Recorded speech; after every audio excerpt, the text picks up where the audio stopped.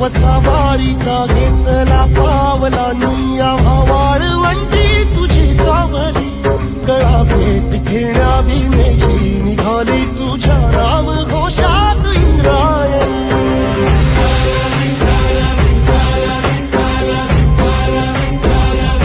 भिडे आसमंती ध्वजा वैष्णवांची उभी पंढरी आज नादावली तुझे नाव ओठी तुझे रूप धानी जीवाला तुझी आस गाला गली जरी बाप साऱ्या जगाचा परी